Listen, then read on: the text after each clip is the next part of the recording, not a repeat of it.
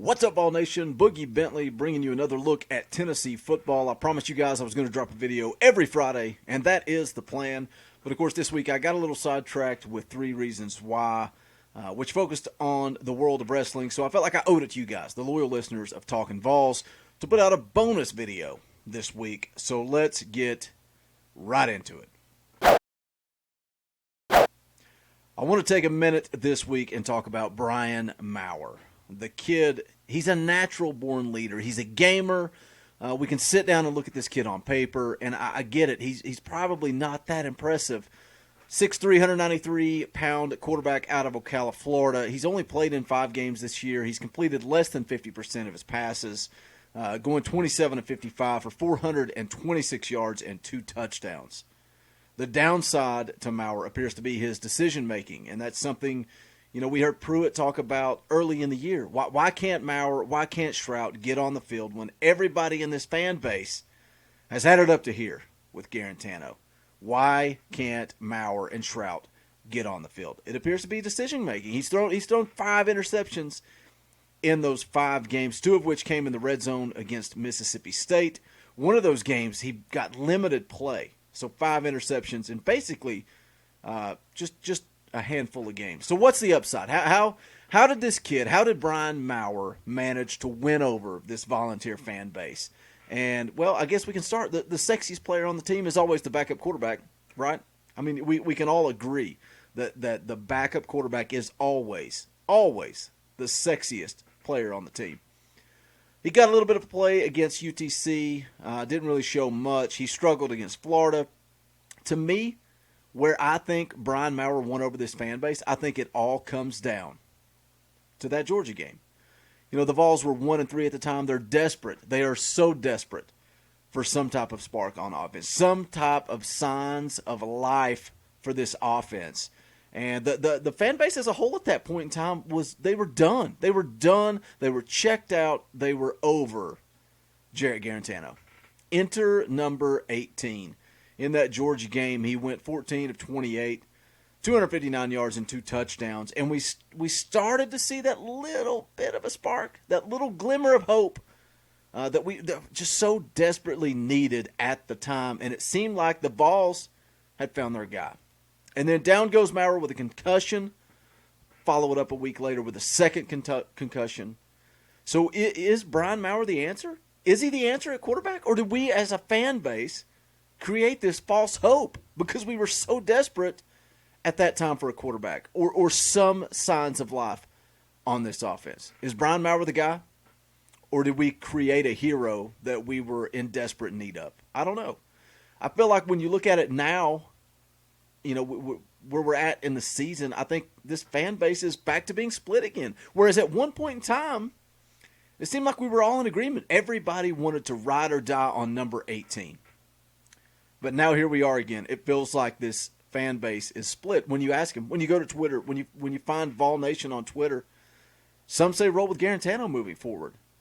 But then on the other side, some of us want answers. We want to know, why didn't we see Maurer on the field against UAB? Why didn't Maurer get in the game against UAB? Everything leading up to that moment, everything leading up to that game, everything said that he was cleared to play that game. So is Jeremy Pruitt that confident in this team that he felt like he could rest Brian Maurer? Or has Jarrett Garantano worked his way back to being the guy for Big Jim Chaney's offense? I don't know what the answer is. I don't know. You know, I get it. Maurer's had 2 concussions within a 7-day time frame. The University of Tennessee has to be careful here. They have to tread lightly. You're dealing with a kid's career, a true freshman. You're dealing with his career. 2 concussions in 7 days. What would happen with a 3rd concussion? Would he be able to come back? Is that life-altering? 2 concussions in 7 days is bad enough. So when they say he's cleared to play, is he really cleared to play? Are we being cautious? I don't know what is going on with Brian Maurer. Because in practice last week before that UAB game, he's taking reps with the ones. And he's doing it again this week, leading into the game with Kentucky. So why was he cleared before that UAB game? I don't understand. Was he really cleared? Could he have played? Are we just saying that? Is this coach speak? Is Jeremy Pruitt pulling a Belichick? I don't know. There's a big mystery surrounding Brian Maurer and this injury. Again, 2 concussions in 7 days is a serious deal. He goes to Vanderbilt. He goes to Vanderbilt and sees a specialist. So I don't know what's going on. Dauber talked about it quite a bit on Talkin VAWLS, the podcast we do right here on the S&B Network every Wednesday night, 7 p.m., every Saturday after the Tennessee game. Dauber talked about it. He said he wasn't acting like a kid that had a concussion. You know, we've seen him celebrating in the stands. We've seen him dancing in the locker room. We see him out there taking reps in practice. So is it precaution? Or is Jeremy Pruitt holding an ace up his sleeve? Does he have an ace up his sleeve that he's going to break out this week in Kentucky? Leave me a comment below. Let me know what you guys think about the quarterback situation at Tennessee. If Brian Maurer's healthy, then I say we roll him out there tomorrow night, and let's go beat Kentucky. Because the freshman has done some nice things this season. You know, he had the first rushing touchdown by a quarterback against Alabama since Casey Clausen in 2003. 2003. He was leading the Vols in rushing yards against Mississippi State until he was knocked out of the game. And I think that's a big part of what he brings to the table. He brings the ability to extend plays, to make plays with his feet, which is a huge positive for this football team. Look, last week against UAB, this offensive line graded the worst they've played all season long. And I know they have injuries. I understand that they have injuries, but that's still UAB. And some of you say, "Oh, Boogie's 6-1. They're great. They're awesome." People like Vols JP were terrified of UAB, but I wasn't. That's no excuse. That's no excuse for Morris to be getting whipped up front. And he's not the only one. I shouldn't call him out by name because it was across the board. This entire offensive line struggled. But I think Brian Maurer brings something to the table to extend plays and make things happen when that offensive line struggles. It's going to be interesting to see how this whole quarterback situation plays out the rest of the season, especially, heading into next year with the possible arrival of Harrison Bailey. Is Garantano even going to finish his career in Knoxville? We don't know. The rumors that Butch Jones is up in Rutgers doing interviews, getting interviews. He's the number 1 candidate for the job.